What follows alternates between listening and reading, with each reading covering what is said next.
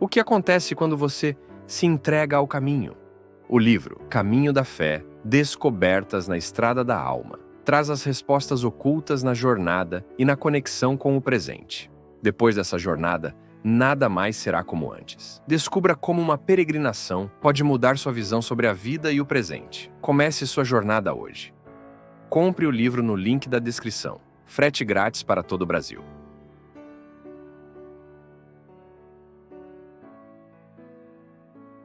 Você sabe que o maior desafio de manter viva a chama da conversão é que nós precisamos de ambiência.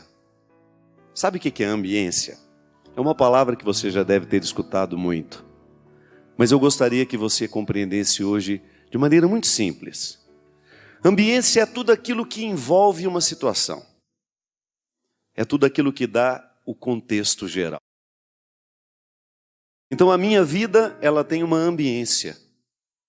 Eu estou repleto de pessoas que me ajudam a viver, de que participam diretamente do meu cotidiano. Essa é a minha ambiência. São Paulo alerta muito nas primeiras cartas que as comunidades criem clima de fraternidade. É a ambiência da vida cristã. Eu não posso viver o meu cristianismo sozinho. Aliás, tem uma coisa que não funciona na solidão, é o cristianismo.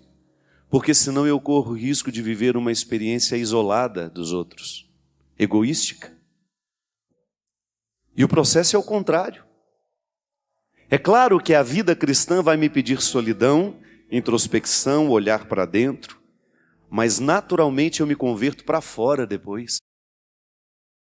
Eu não posso viver com qualidade o meu cristianismo se eu me aprisiono em mim, nas minhas necessidades.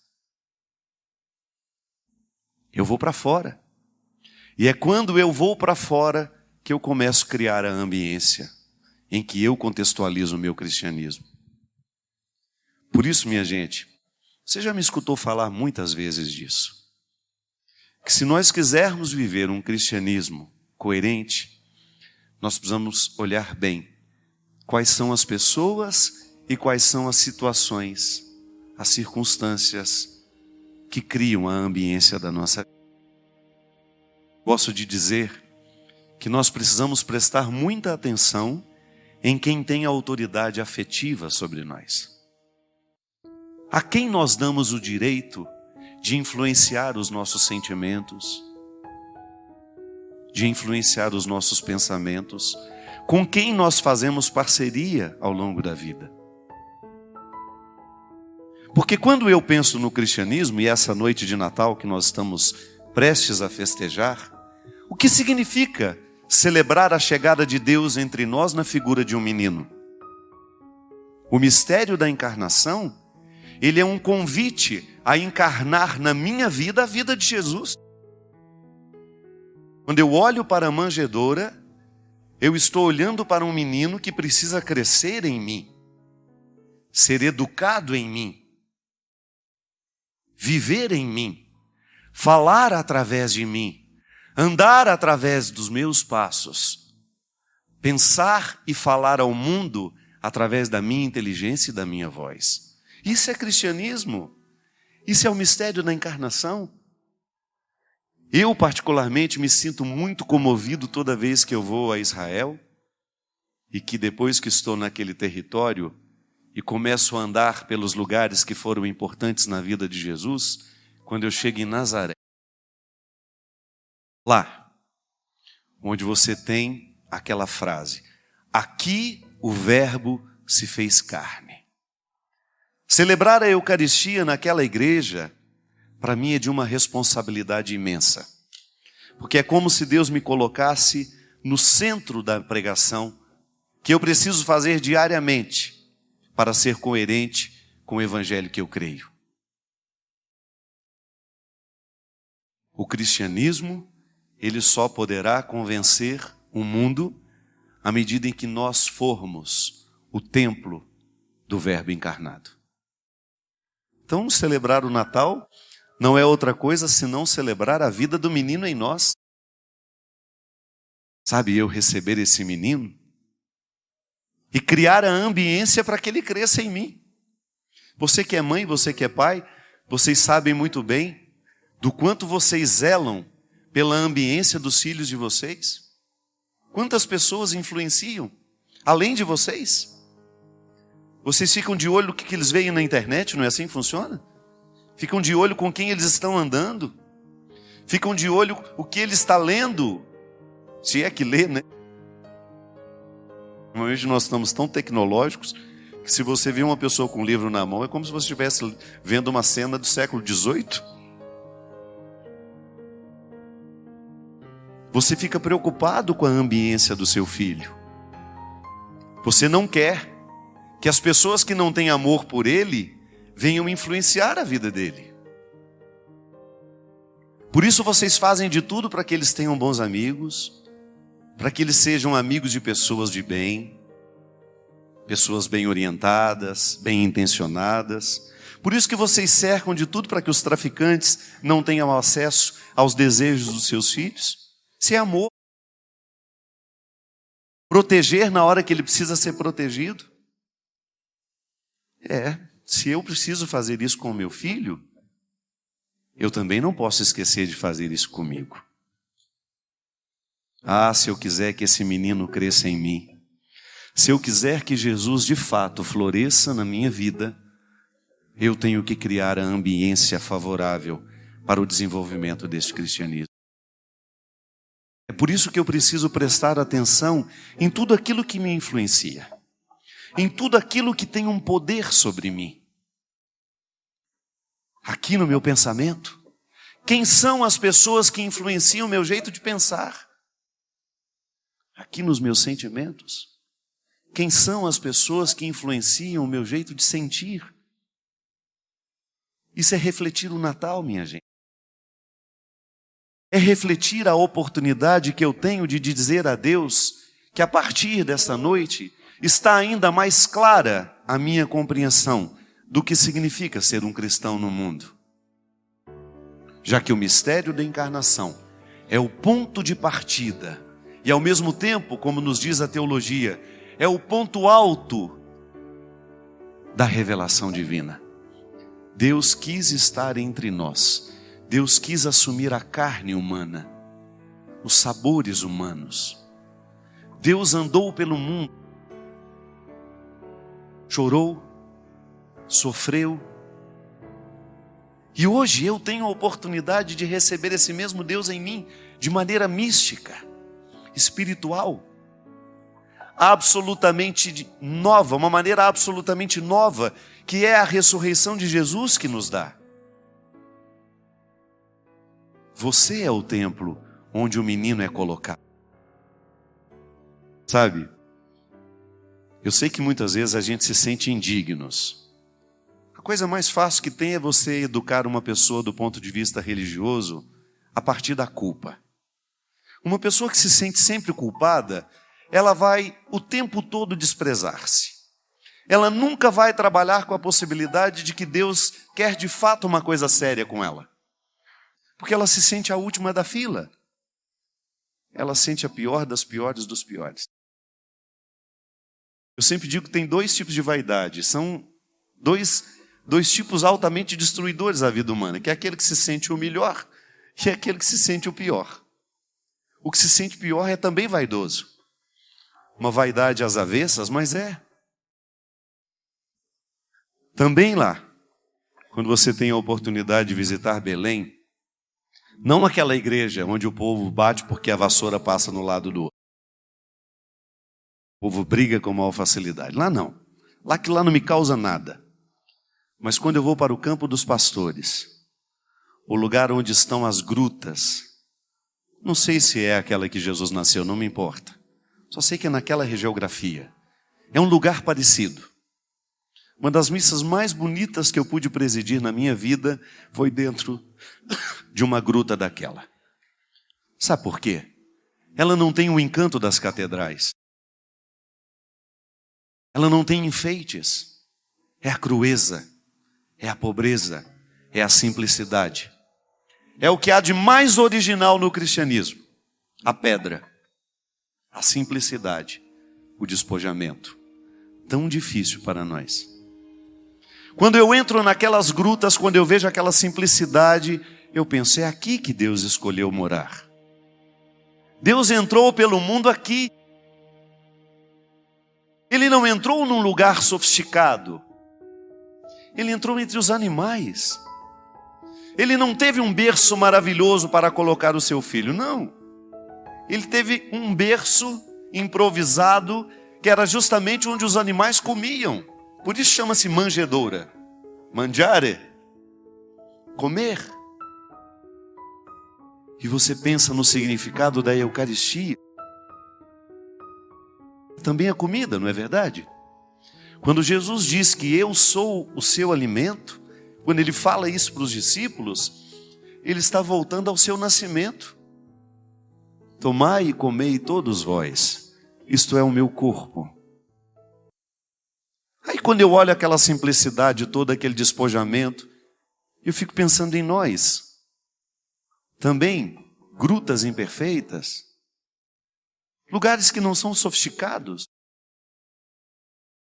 simplicidade, pecado, tudo aquilo que nos machuca.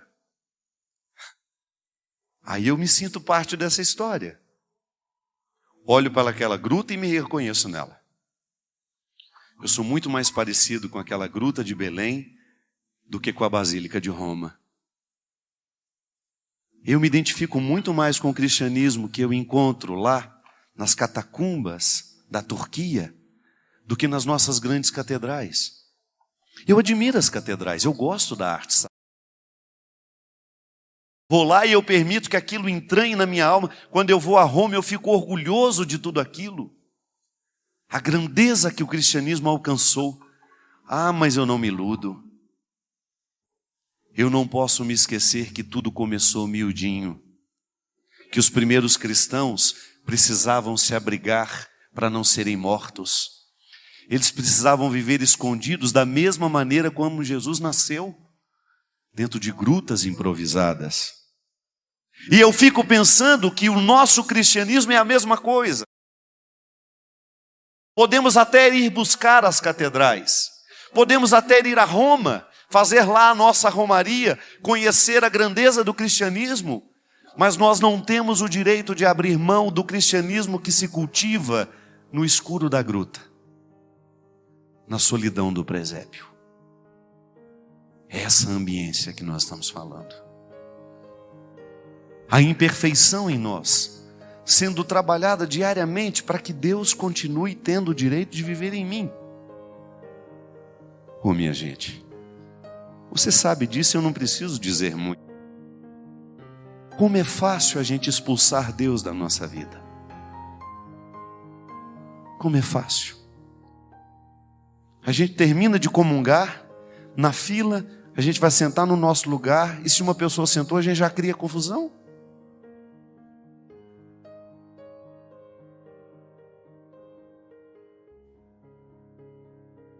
E aí, mergulhados nesse orgulho, a gente vai se tornando pessoas insuportáveis. Porque isso é muito estranho. É uma consequência natural do pecado em nós. A gente vai ficando insuportável a nós e aos outros. Quem se acostuma com o pecado que comete, quem se acostuma com a conduta pecaminosa, vai se tornando uma pessoa cada vez mais difícil na comunidade. E às vezes, minha gente, é líder de comunidade há mais de 20, 30 anos, está lá à frente de pastoral, é padre, é freira, é bispo. O diabo não faz acepção de pessoas, não. Ele quer plantar a sua semente e escolhe de maneira especial os religiosos para que a gente se torne causa de escândalo àqueles que convivem conosco. A conversão é para mim, padre, é para o bispo que agora nos assiste, é para a irmã religiosa que também se acostumou com seus pecados, que também se acostumou a destratar os seus funcionários, os seus colaboradores. Nós temos tantas pessoas ao nosso redor. Essa palavra hoje, esse convite ao mergulho na misericórdia é para aquele líder de grupo de oração que há anos e anos está à frente de um grupo de renovação carismática, mas já se acostumou com seus pecados, já se acostumou em sentir-se superior aos outros, já se acostumou em fazer julgamento o tempo todo das pessoas que estão ao seu lado, já se acostumou a ser fofoqueiro. O diabo nada de braçadas onde não existe consciências iluminadas. O diabo faz a sua festa nas nossas sacristias, ri da nossa cara, debocha do nosso cristianismo, debocha do nosso catolicismo. Sim, também os evangélicos que nos assistem sabem que eu estou falando, conhecem isso de perto. Aquele pastor desonesto, que utiliza-se da boa vontade dos seus fiéis para se enriquecer, que não está nem um pouco comprometido com o evangelho. Sim, é gente que se acostumou com o pecado. É aquele líder que se diz cristão, mas que utiliza-se do papel que ocupa para poder humilhar os outros, para cavar os seus interesses. Tempo de conversão, minha gente. Tempo de jogar luz nessas situações. Como se a gente acendesse uma lanterna na própria vida e começasse a entrar nesse porão escuro que é a nossa personalidade e não deixar que nada, absolutamente nada, fique fora da luz. Para que essa luz da misericórdia tenha condições de atingir todas as instâncias das nossas misérias. Que nada fique de fora. Que absolutamente nenhum detalhe da nossa personalidade miserável fique fora da lanterna de Jesus. Não porque Ele quer nos envergonhar, não é isso não. Acender a luz e mostrar o erro que nós cometemos é para o nosso bem. Eu sempre gosto de dizer isso. Alguém um dia colocou para nós que o primeiro a ser beneficiado com a nossa conversão é Deus. Não é não. O primeiro a ser beneficiado com a conversão não é o pai do menino, é o menino. É ele que se reconcilia com ele mesmo. É ele que corrige os seus erros. E quem corrige o seu erro tem condições de ser mais feliz. Quem expulsa do coração os seus ciúmes vai ter condições de ser mais feliz. Quem expulsa da sua vida a fofoca, a palavra maledicente, vai ter a oportunidade de ser mais feliz. O primeiro a ser beneficiado com a conversão é o convertido. Ouse deixar a promiscuidade de lado. Ouse a valorizar mais o seu corpo. E você vai ver o bem-estar que essa sensação de cuidado vai lhe dar. Ouse olhar para a sua sexualidade com mais responsabilidade. Ouse não se interpretar como uma praça pública, ainda que o mundo esteja socializando a sexualidade como uma praça pública. E você vai sentir os benefícios da castidade na sua vida. Ah, padre, que discurso. Pois é. Deus muda as nossas ideias. Basta você permitir que essa lanterna seja acesa na sua vida. Basta você permitir que Deus ilumine tudo. Não permita que Deus ilumine apenas algumas partes da sua vida. Você fica no prejuízo. Se Deus não mexe em tudo, o prejudicado é você. É como se nós estivéssemos fazendo uma receita de um bolo muito saboroso, mas a gente deixa de colocar 2, 3 ingredientes. O bolo nunca será bom como aquele que coloca todos os ingredientes. Eu, na minha vida, eu preciso permitir que Deus venha iluminar todos os detalhes dela. Você acha que eu não me investigo diariamente? Você acha que eu não encontro dentro de mim atitudes pagãs o tempo todo? Gestos egoístas, atitudes egoístas, pensamentos diabólicos? Ah, mas eu preciso colocar tudo isso com muita honestidade diante de mim e diante das pessoas que convivem comigo. Sabe por quê? Porque quando eu conto o que me ocorre, eu me comprometo.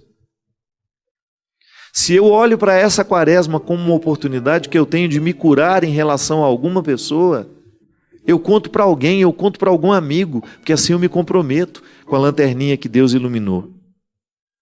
Deus iluminou aquilo dentro de mim e me mostrou uma pessoa que eu preciso reencaixar na minha vida.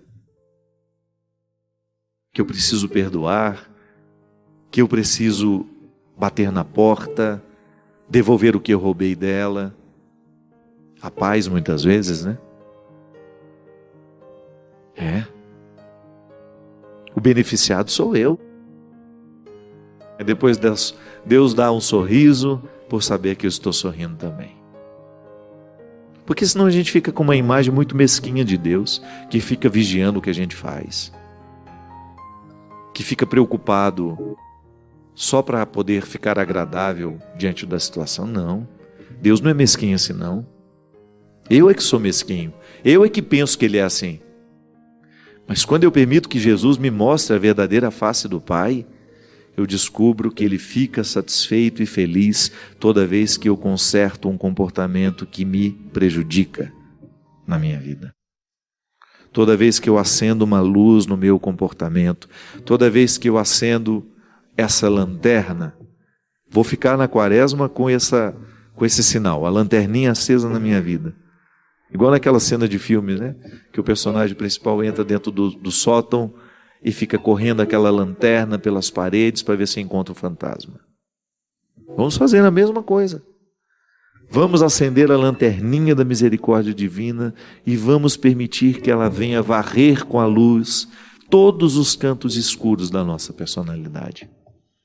E nós temos muitas formas de fazer isso. A igreja nos ensina a quarar a alma.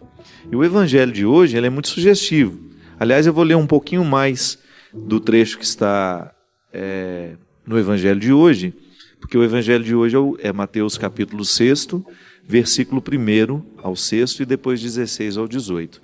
Mas eu vou ler também esse miolinho aqui antes de chegar no 16º, no versículo 16.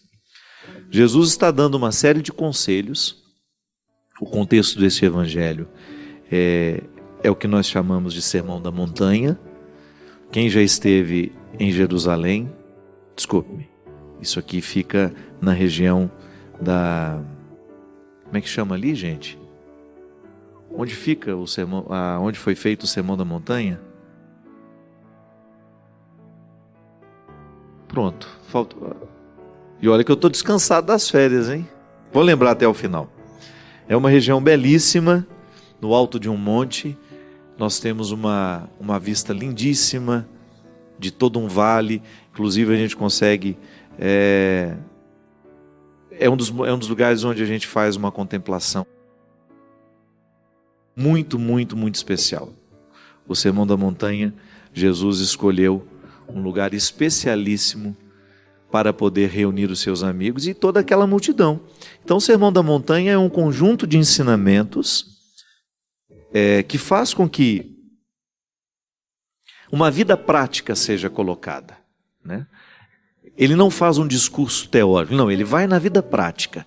Como é que nós podemos quarar a nossa alma?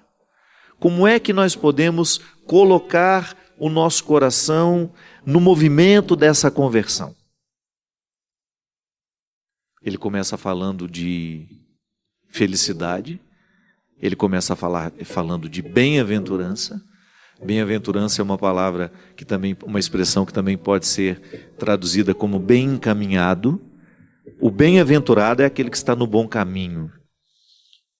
Nós já conhecemos o discurso das bem-aventuranças, mas depois nessa continuidade ele vai falar do sal e da luz, da necessidade que o cristão, daquele que o segue, tem de ser sal e de ser luz no meio da multidão.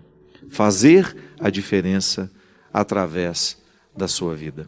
Até que ele chega lá, nas questões práticas. Lembrando que Jesus é um judeu, está falando, fazendo de alguma forma, ele faz uma crítica à religião do seu tempo, por isso ele vai falar dessas coisas aqui. Cuidado, não pratiqueis a vossa justiça na frente dos outros só para serdes notados. De outra forma, não recebereis recompensa do vosso Pai que está nos céus. Por isso, Quando deres esmola, não mandes tocar a trombeta diante de ti, como fazem os hipócritas nas sinagogas e nas ruas, para serem elogiados pelos outros. Em verdade vos digo, esses que fazem de maneira pública já receberam sua recompensa. Tu, porém, quando deres esmola, não saiba a tua mão esquerda o que faz a direita, de modo que tua esmola fique escondida, e o teu Pai, que vê no escondido, te dará a recompensa. Olha que interessante, nós vamos continuar depois, mas deixa eu falar um pouquinho desse trecho. A gente sabe que os hipócritas, a que Jesus se refere, são aqueles que se utilizam da caridade para fazer alguma vantagem diante dos outros, né? É aquela velha história, quer aparecer, então fica fazendo e contando o que faz. Veja bem, o contexto religioso de Jesus, esse contexto que ele critica, era justamente um que motivava muito as práticas públicas de caridade. Até mesmo os pecadores eram colocados, né, diante de todos para que todos soubessem que ele era um pecador. Tudo era muito público, o pecado e a caridade. Jesus faz uma crítica dizendo que nós precisamos ficar preocupados com a dimensão interior da nossa caridade. Aqui, hoje nós estamos falando que muitas vezes o nosso amor pode ser fruto da nossa carência. É disso que Jesus fala. Quando eu não sou livre para amar, quando eu estou amarrado às minhas necessidades, eu quero amar para ser amado também. Eu quero amar para ser admirado pelo outro. Eu quero fazer um gesto de caridade para que isso possa repercutir e os outros venham me admirar. É toda uma preocupação com a exterioridade. Ele diz que não, que isso não serve para nada. O amor que eu amo tem que primeiro agir nas dimensões mais profundas da minha vida. Lá onde tudo é bastidor. Lá onde não existe publicidade. Jesus está dizendo que o primeiro ponto a ser tocado na esmola, porque já que a gente fala que o tempo da quaresma é um tempo privilegiado de nós exercermos a caridade, isso eu acho interessantíssimo. Eu ficar atento a esse tempo de quaresma para eu poder exercer a minha caridade e isso acelerar ainda mais o meu processo de conversão. Isso não pode ser público. O que faz a minha mão direita, a esquerda não deve ficar sabendo. Esse exemplo de Jesus é muito simples, mas é muito elucidativo, nos ensina muito. Quantos de nós, né, temos necessidade de que o outro venha reconhecer o que a gente faz? Porque nós estamos amarrados nas nossas carências, nas nossas necessidades. Não, nós queremos lutar para que o nosso gesto amoroso seja livre. Ele não está amarrado a nenhuma necessidade, é ele por ele mesmo. Jesus continua, e quando orardes, não sejais como os hipócritas, que gostam de orar nas sinagogas e nas esquinas das praças, em posição de serem vistos pelos outros. Em verdade vos digo, já receberam também eles a sua recompensa. Tu, porém, quando orares, entra no teu quarto, fecha a porta e ora ao teu Pai que está no escondido. Olha que bonito isso, minha gente. Ora ao teu Pai que está no escondido. E o teu Pai te dará a recompensa.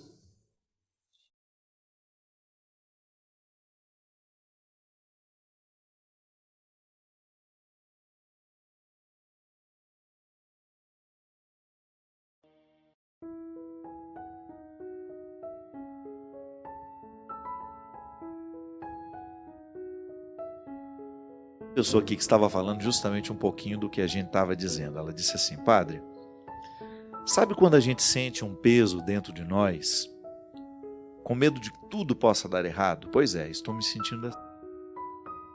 Sei que tenho um potencial para ser feliz, para buscar muito mais. Até incentivo outras pessoas a fazerem o mesmo. incentivo-as a não terem o medo, mas eu estou experimentando em mim muito deste medo. Sinto-me prisioneira e isso tem me incomodado. Isso tem me dado uma angústia muito grande. Sabe quando uma pessoa se sente perdida no meio de uma confusão? Pois é, esta sou eu. É assim que eu me sinto. É uma tristeza sem sentido. Ela não quis se identificar e nem precisa, porque quando nós ouvimos uma história assim, de alguma maneira todos nós nos incluímos, né? Porque quem não tem que viver esse desafio diário? Viver é um desafio diário. É como tomar água. A água que você tomou ontem não serve para a sede de hoje. O alimento que você comeu ontem, claro, ele pode até estar te nutrindo ainda agora, mas você precisa renovar o alimento. O sentido para a vida é assim também. Viktor Frankl, um grande psicoterapeuta, escreveu sobre o sentido da vida a partir da reflexão cristã, porque ele era cristão. Um dos aspectos bonitos da reflexão de Viktor Frankl é justamente quando ele diz que o sentido da vida, ele precisa ser cultivado diariamente. Você não pode abrir mão de cultivar um dia sequer. Hoje, quando nós abrimos o programa, nós falamos da dinâmica da conversão. Inspirados hoje, que é quarta-feira de cinza, iniciando um tempo de quaresma, nós falamos do quanto que é importante nós vivermos a dinâmica de arrancar de nós tudo aquilo que possa ser um obstáculo à nossa realização. Minha gente, às vezes nós vamos cultivando alguns hábitos nocivos e nós não nos acusamos mais disso. Você sabe que um grande prejuízo humano que eu tenho identificado é que as pessoas se acostumam com aquilo que elas têm de ruim. Elas se adaptam ao que tem de ruim. Elas perderam a capacidade de ficarem indignadas, como eu estava dizendo. E quando eu perco a capacidade de me indignar com aquilo que existe de ruim na minha ambiência, eu perco o poder de transformar. É a indignação que me move na direção da mudança. Se eu me acostumo com aquilo que é maléfico em mim, se eu me adapto ao meu ciúme, se eu me adapto à minha vaidade, se eu me adapto à minha inveja, à minha intolerância, esqueça. Você não pode esperar de mim uma transformação. E é por isso que eu preciso, volto a dizer, de pessoas que tenham o poder de me fazer enxergar as minhas adaptações. E isso é interessante porque quando eu sou verdadeiramente amado por alguém, eu acabo aceitando a palavra daquele que me ama. Eu aceito melhor a correção quando ela é feita com amor, porque eu sinto que ela está muito comprometida com o meu bem-estar. No evangelho que a gente lia, o menino que volta para casa, ele volta porque ele lembra que ele tem pai. É o primeiro movimento da conversão desse menino. É recordar que ele tem um pai que o ama. Então, o amor das pessoas é o principal motor para a nossa transformação. Então, se nós temos uma casa onde as pessoas se amam, onde o amor, o vínculo é cultivado, certamente nós teremos um ambiente muito favorável à felicidade e à realização das pessoas. Porque isso é muito interessante, quando você identifica que você tem com seu pai uma relação que lhe ajuda a identificar o que é nocivo em você e que você pode muitas vezes estar acostumado com aquilo e não perceber mais. É um prejuízo que nós não podemos mensurar. Quando um ser humano se acostuma com os defeitos que tem. Uma vez eu encontrei uma senhora no aeroporto. E ela já era bem idosa. Uma senhora muito distinta, assim, muito elegante. Ela estava acompanhada do filho. E ela tocou no meu ombro assim. E com muita serenidade ela me disse: Padre Fábio, outro dia eu ouvindo um programa que o senhor estava fazendo, eu identifiquei um defeito em mim. Passou uma minha vida inteira me acorrentando, mas eu não fui capaz de perceber. Aos 92 anos, que é a idade que eu tenho hoje, ela me disse, eu pude perceber o quanto eu fui prisioneira desse defeito. Eu não sei quanto tempo me resta, Padre Fábio. Eu sei que naquele dia, o seu programa, a reflexão que o senhor fazia, iluminou a minha consciência de um jeito que é como se eu tivesse arrancado ele com a mão. E eu não me permiti mais viver conforme as regras daquele defeito. Eu achei interessante a confissão dela. Primeiro que eu me senti extremamente honrado de ter feito parte de um processo humano, que eu julgo, pelo que eu percebi daquela senhora, uma mulher tão nobre, tão atenta a si mesma. Sabe quando você percebe que você participou do processo do outro? Sim, e agora pensando eu, quantas vezes eu me percebo vivendo sobre as regras dos meus defeitos? Porque quando eu passo a viver sobre as regras das minhas qualidades, eu fico mais leve para o outro, eu fico mais feliz, eu fico naturalmente mais interessante. É para mim, não é para o outro, não. O primeiro movimento que nós vivemos da conversão é a satisfação de ser quem a gente é.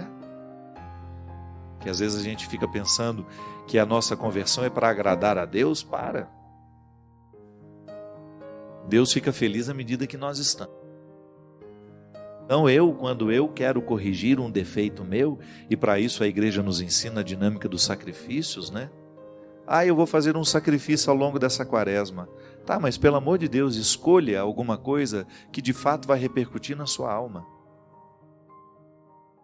Que às vezes, eu vou ficar sem comer chocolate. Ótimo, seu organismo vai agradecer.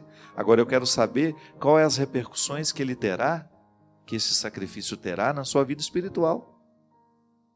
Isso é interessante. Quando eu percebo que um sacrifício, um gesto de renúncia, vai me ajudar a quebrar o poder das regras dos defeitos. Porque um ser humano que vive adaptado aos seus defeitos, um ser humano que vive sob as regras dos seus defeitos, ele é insuportável. Ele é difícil no trabalho, ele é difícil dentro da família, ele é difícil nas relações amorosas que ele vai viver. Por quê?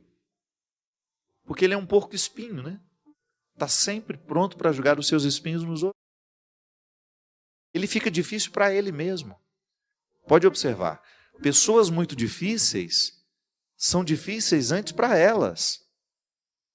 Antes de serem insuportáveis aos outros, elas são insuportáveis a elas mesmas. Por isso que elas têm tanta dificuldade de lidar, de estar com os outros, de serem instrumentais de coisas boas, né? Então, se eu não quero as regras dos meus defeitos, se eu não me incomodo para deixar de estar adaptado a eles, aos meus vícios, se eu não faço esse movimento, eu vou me tornando uma pessoa insuportável.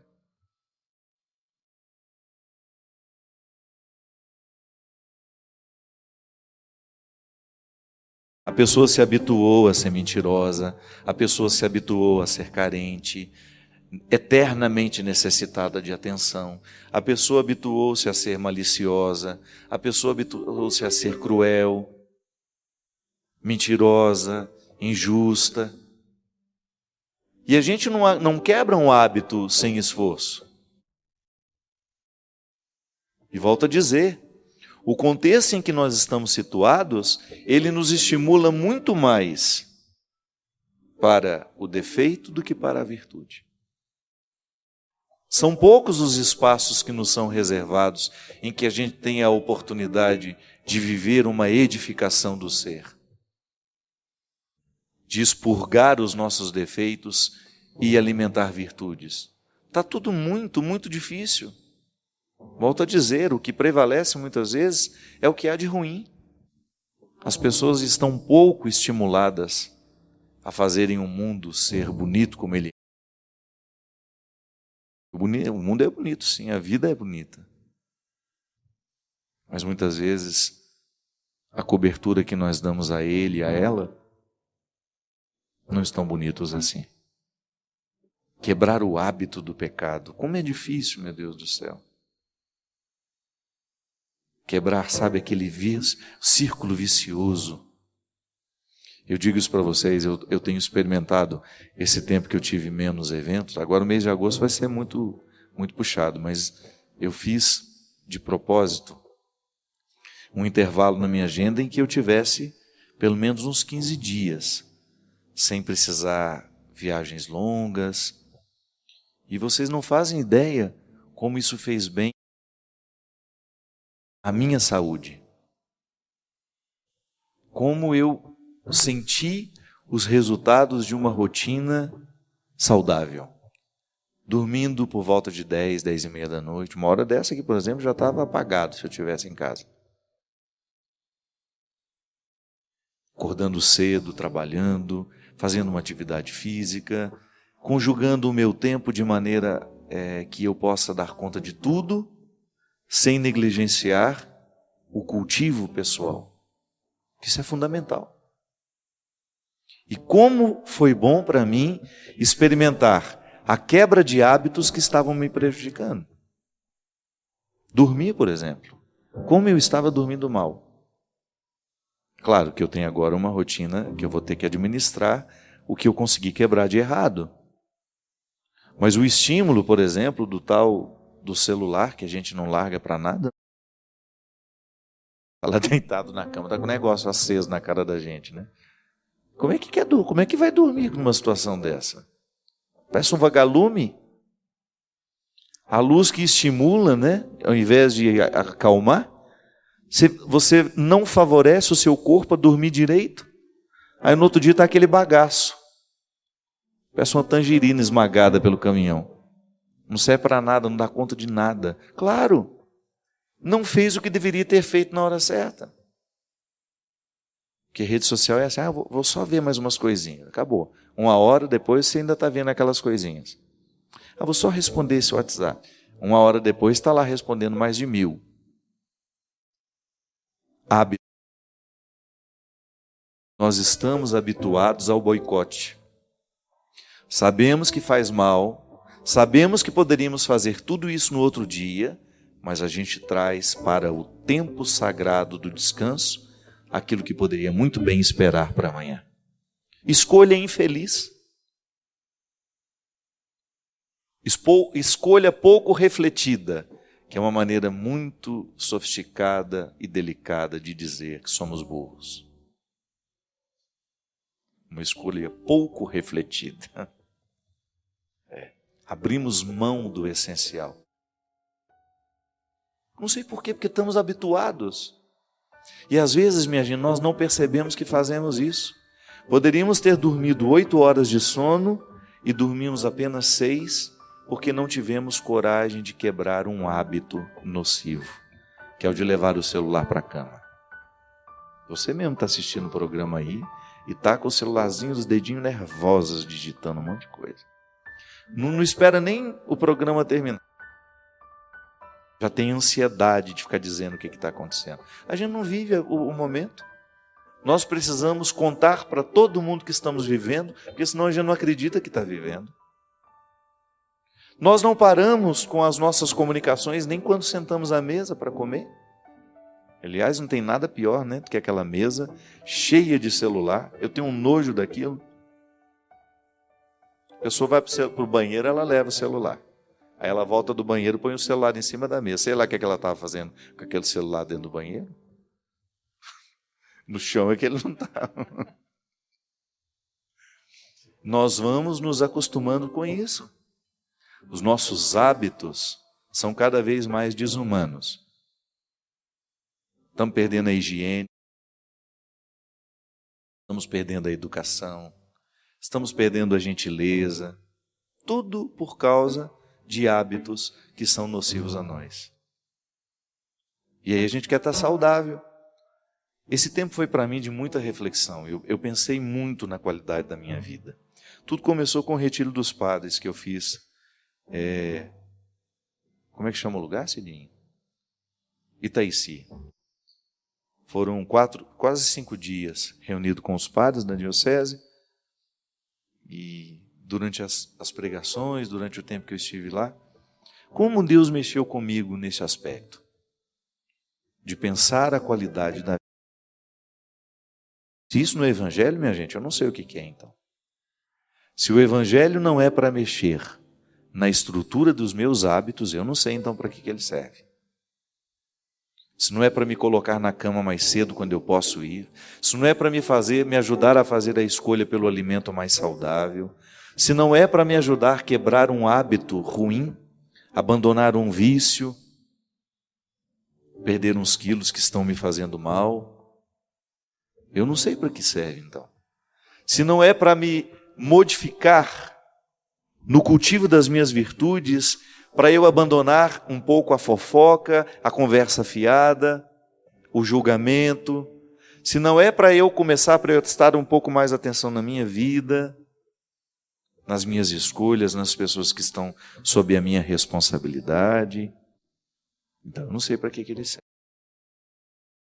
Que eu só posso buscar as coisas do alto se eu fico leve.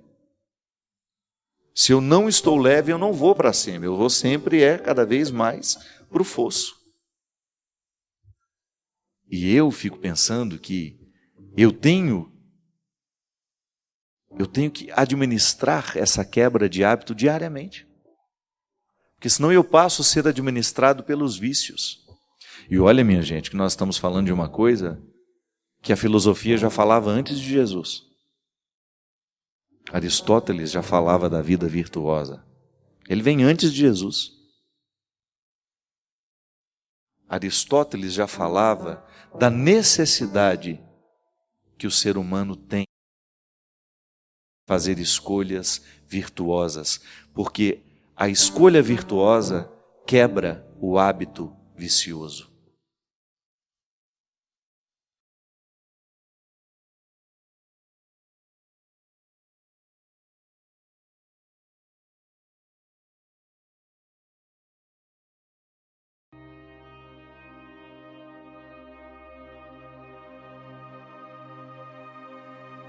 Eu tenho uma passagem aqui no Evangelho de João que eu gosto. Quando Jesus faz a distinção do servo e dos amigos. Ele diz: como meu Pai me ama, assim também eu vos amo. Permanecei no meu amor, e se observardes os meus mandamentos, permanecereis no meu amor, assim como eu observei o que mandou meu Pai, e permaneço no seu amor. Eu vos disse isso para que a minha alegria esteja em vós, e a vossa alegria seja completa. Este é o meu mandamento: amai-vos uns aos outros assim como eu vos amei. Ninguém tem maior amor do que aquele que dá a vida por seus amigos. Vós sois meus amigos, se fizerdes o que vos... Já não vos chamo servos, porque o servo não sabe o que faz o seu senhor.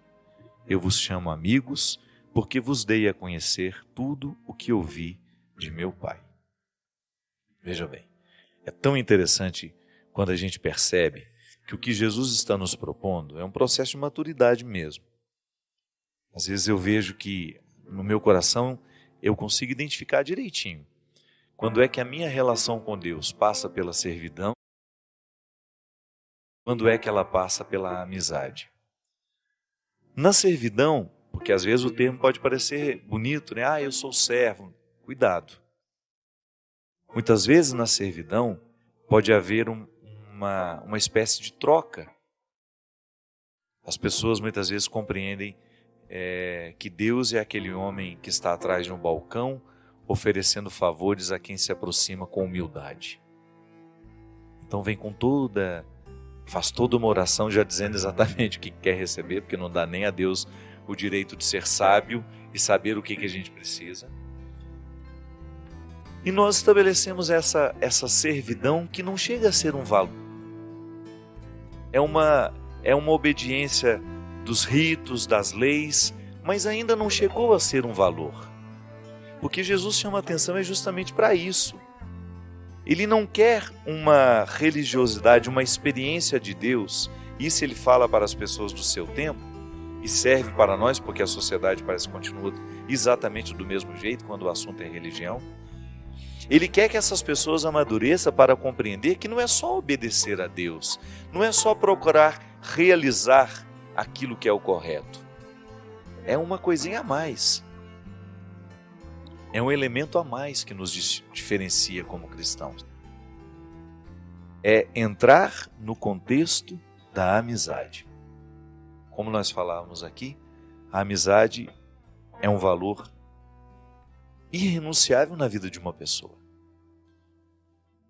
Ter bons amigos é garantia de qualidade de vida. Porque é no amigo que a gente encontra, muitas vezes, o referencial para a mudança que a gente precisa.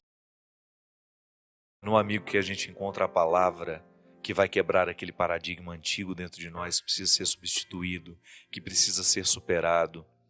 Porque às vezes nós ficamos fazendo a manutenção de posturas antigas que já não nos servem mais. Como se a gente quisesse vestir uma roupa que só nos serviu no tempo da infância. Às vezes é a voz que conselheira, amiga, que vem de fora, que nos dá a chave, né, para a gente poder abrir aquela porta, sair e conhecer.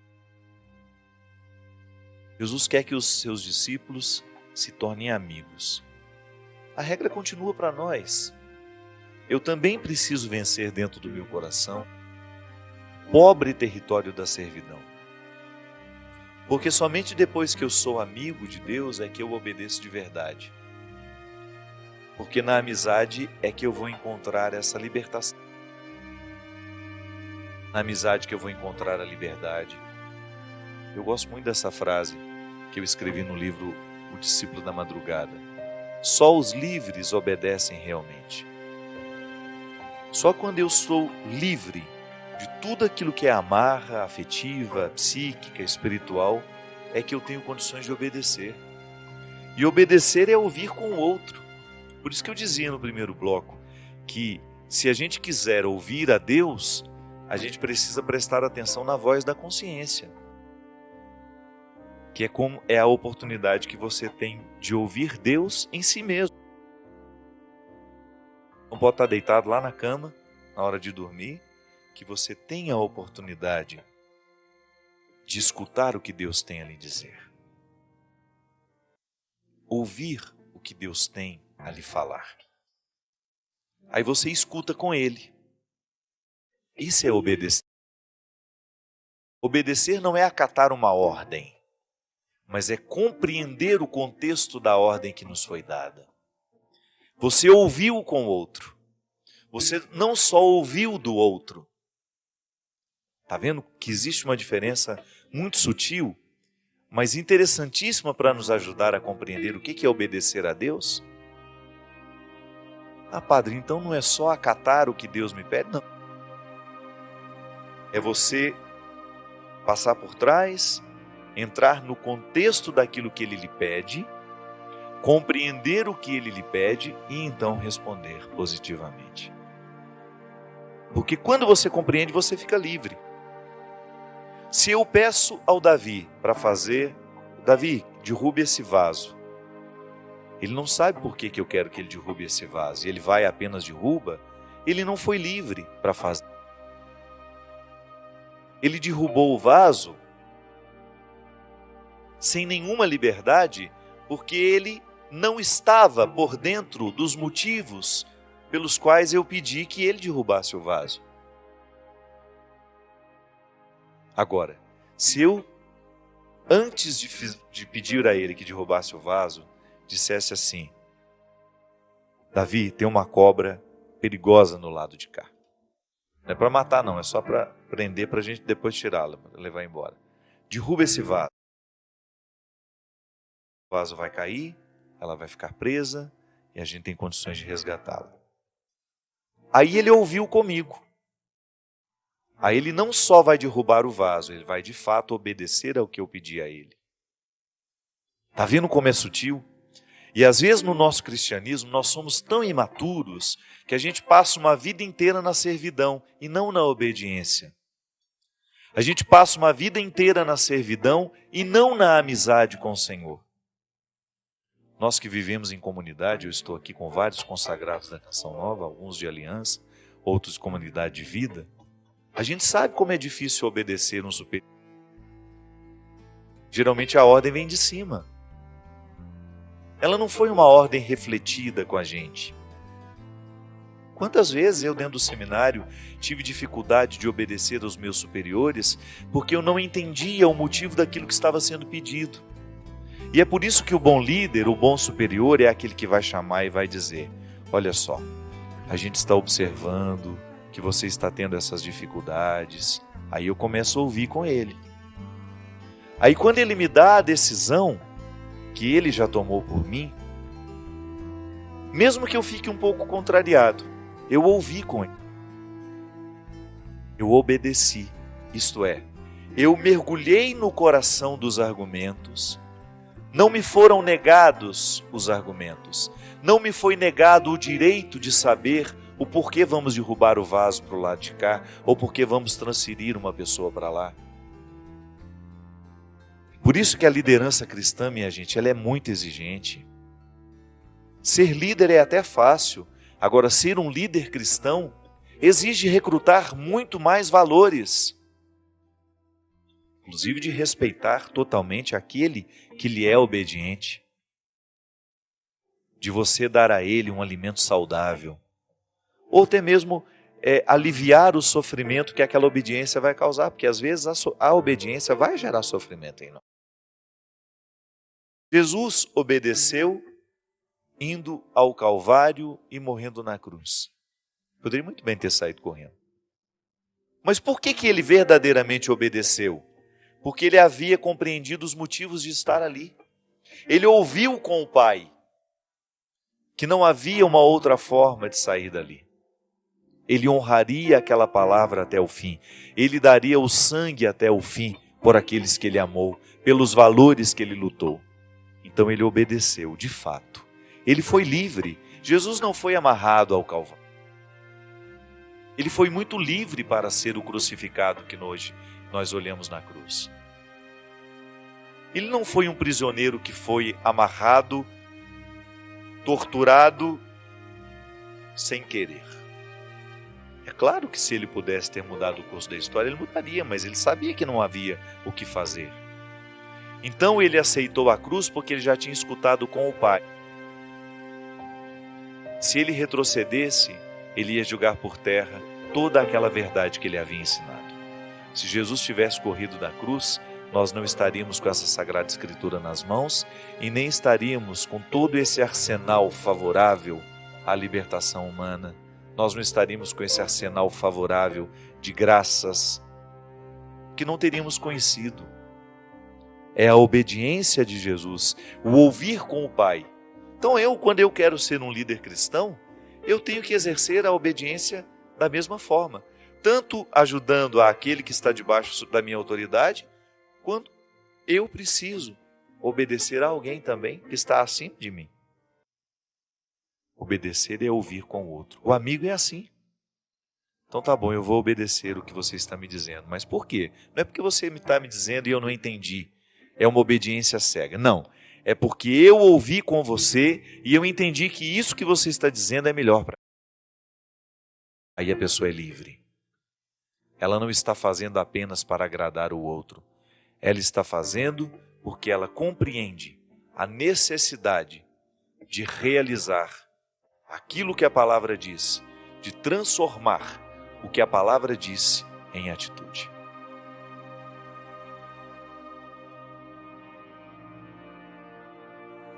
Deus nos dá asas o tempo todo para a gente poder ir além, sair do lugar comum. Aliás, o crescimento humano é sempre uma experiência de sair de um lugar comum para chegar àquele que ainda desconhecemos. Sim, a aventura humana consiste em diariamente nós desbravar o que somos, desbravar quem somos. É sempre um risco a gente morrer desconhecidos a nós mesmos. que o processo do autoconhecimento, ele se confunde com a maturidade espiritual. É a mesma coisa. Se você vai ver a vida dos santos, eles avançaram na vida espiritual e na vida de santidade à medida em que eles tiveram domínio de si mesmos.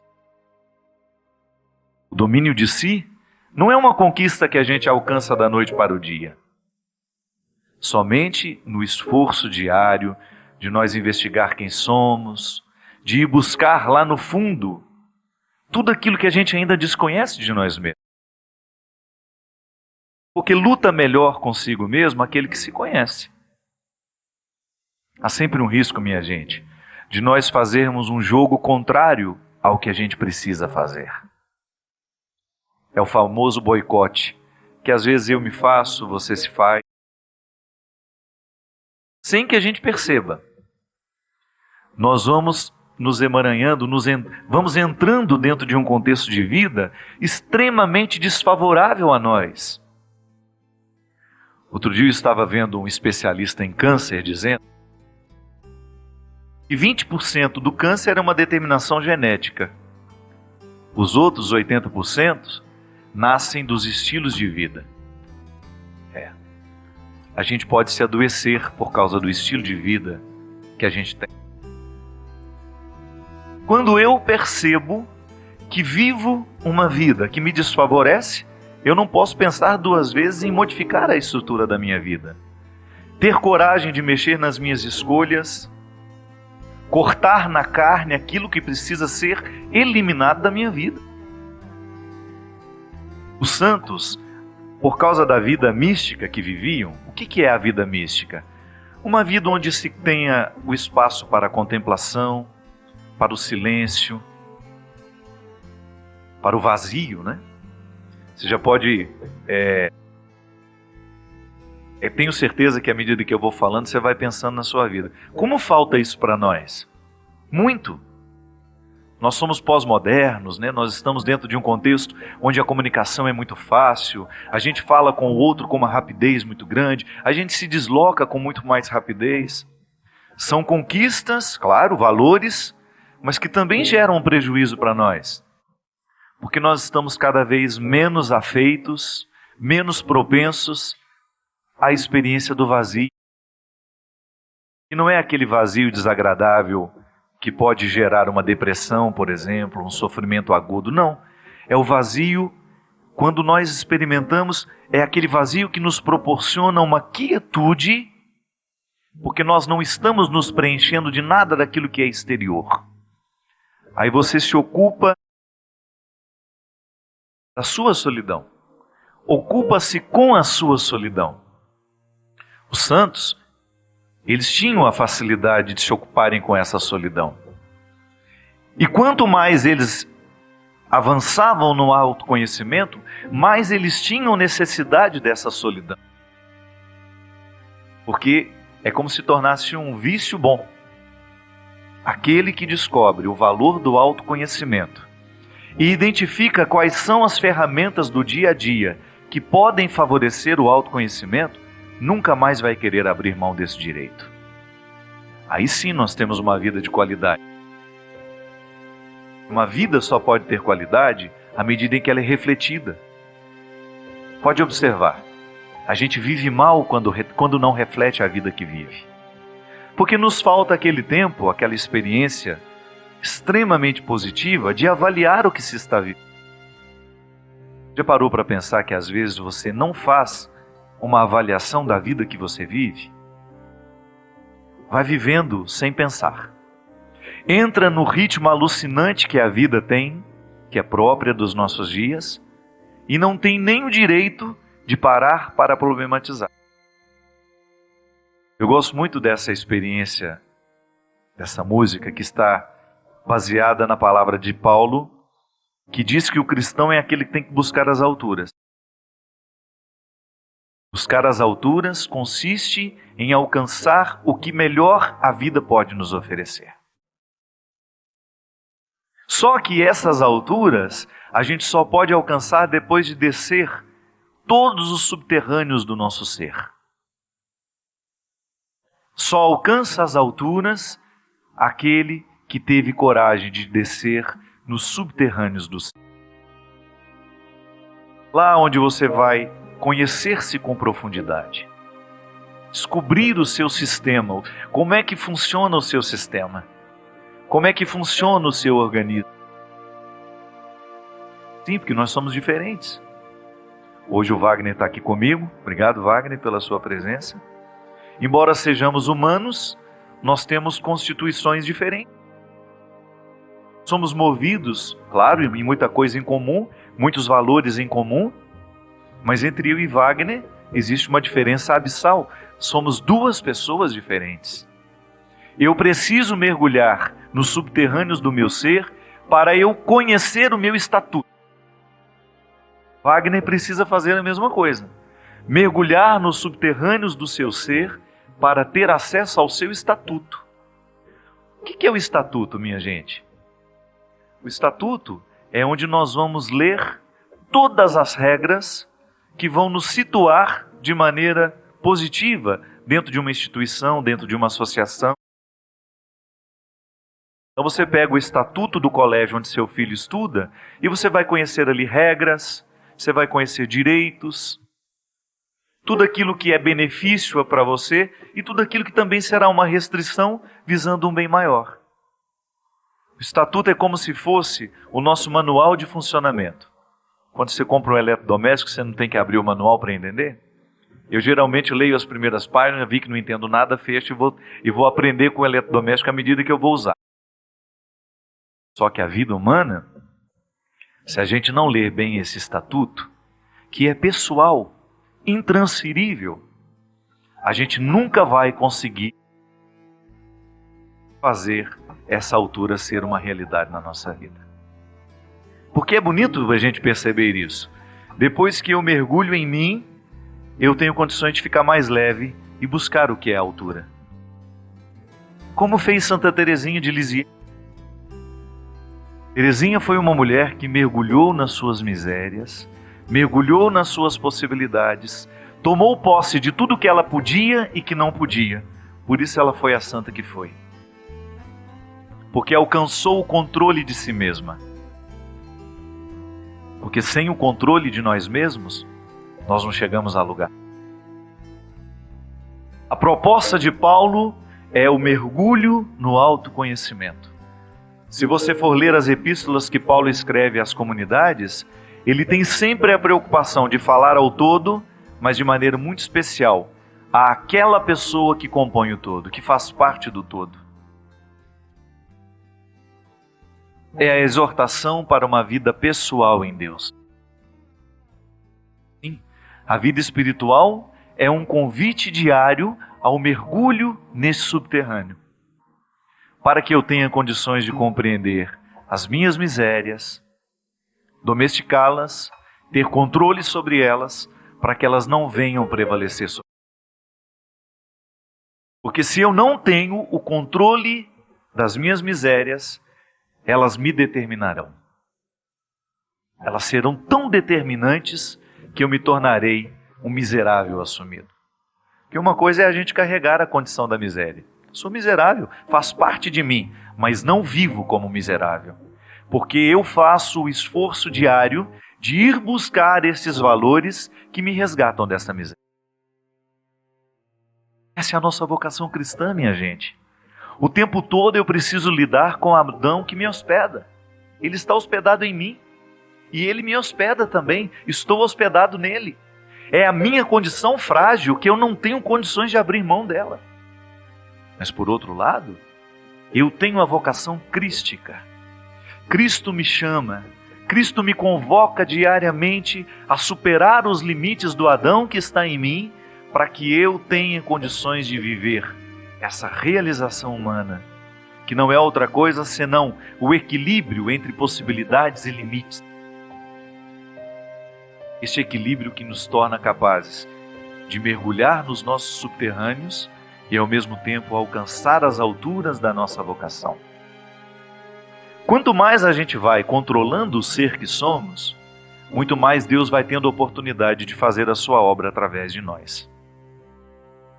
Minha gente, eu acabei de chegar de Angola. E fiquei encantado com tudo aquilo que Deus me deu a oportunidade de viver entre aquelas pessoas. Mas vou dizer a você o que de fato me comoveu. Foi identificar o trabalho que a Canção Nova faz através destes meios de comunicação que você já conhece, para chegar a lugares tão distantes e para falar a corações que estão localizados geograficamente do outro lado do mundo. Fiquei emocionado, comovido, de escutar aqueles testemunhos de pessoas que se aproximavam e diziam: Padre Fábio, o senhor não faz ideia do que Deus realizou na minha vida através do programa do senhor. O senhor não sabe o que Deus fez na minha vida no momento em que eu mais precisava de uma palavra através da Canção Nova. Como Deus visitou a minha história, Padre. Como Deus me ajudou a superar os meus limites através da programação da Canção Nova. Minha gente, não precisamos de um testemunho superior a este para nos animar a fazer o que a gente faz. Quando eu digo nós, eu estou conjugando você na minha singularidade, porque nós não somos nada sem vocês aí. São vocês que nos prestigiam, são vocês que nos ajudam a manter essa obra no ar. Vocês estão intimamente ligados ao coração do Monsenhor Jonas Habib, que há muitos anos atrás sonhou com este projeto, que me dá o direito de estar aqui hoje na Canção Nova em Belo Horizonte, fazendo este programa, refletindo essas questões com você e chegando aos lugares mais inusitados do mundo, ajudando pessoas que estão vivendo a mesma luta que nós, de mergulharem nesse subterrâneo tão necessário para que a gente tenha condições de alcançar as alturas. Um trabalho, minha gente, uma vocação que nos configura como um pelotão de frente, como um exército de batalha. Eu não gosto muito da palavra exército, porque senão parece que nós estamos querendo ganhar uma guerra. Não. Nós não estamos em guerra. Nós estamos na luta pela instituição de uma humanidade mais humana, mais cristã na sua raiz. De uma humanidade que precisa se conhecer. De uma humanidade que precisa quebrar o poder da pressa que está inviabilizando a vida humana, a verdadeira vida. Porque em muitos lugares nós encontramos as pessoas ausentes de si mesmas, desconhecendo-se, não sendo capaz de alcançar as alturas porque faltou a experiência da busca pessoal. A gente ter um canal de televisão que favoreça, estimule a busca pela vida espiritual, isso é uma riqueza muito grande nos dias de hoje. A gente ter uma programação que seja favorável ao amadurecimento humano. Na música fala que Deus nos dá asas para voar. Como é que Ele nos dá asas? Através das palavras das pessoas. Sim, quantas vezes eu pude sair do meu lugar e alcançar um lugar muito mais especial do que aquele que eu estava antes, porque alguém me emprestou as asas da reflexão. Quantos de nós tivemos as nossas vidas transformadas pelo ministério do Padre Léo, que já é falecido, mas continua vivo entre nós, fazendo as suas pregações ainda aqui, através das reprises que a Canção Nova faz? Quantos de nós tivemos as nossas vidas transformadas pelas asas da reflexão que Padre Léo nos deu? O próprio Monsenhor, que evangelizou uma geração. Sim, quando nós recebemos as asas da reflexão, o diabólico perde a nossa participação. O diabólico deixa de contar com a nossa pertença. Porque toda vez que nós refletimos com profundidade, com honestidade, esse evangelho que nos motiva a ser quem precisamos ser, muitas coisas acontecem dentro de nós, superações verdadeiras. Os testemunhos que eu ouvi em África, de pessoas que tiveram as suas vidas radicalmente transformadas. porque um dia tiveram contato com o evangelho que nós pregamos aqui. Não o evangelho dos nossos interesses, porque também existe isso. O evangelho tem sido instrumentalizado por muitas pessoas desonestas. Não estamos falando deste evangelho que quer arrancar o seu dízimo, mercantilizar a fé. Não. Nós estamos falando da gratuidade da palavra, que é para todos. Você não será melhor porque paga o dízimo. Deus não te dará mais graças porque você paga o dízimo. Essa reflexão é muito mesquinha. A gente pode até pagar o dízimo na nossa comunidade, mas isso é apenas um desdobramento natural do bem que nós reconhecemos. Mas não é porque eu pago que Deus faz. Não, minha gente. Deus faz à medida em que nós descemos nos subterrâneos da humanidade. E para isso nós não precisamos pagar o pedágio. Basta a gente ter coragem de mergulhar no mistério que somos. Aí sim há crescimento espiritual.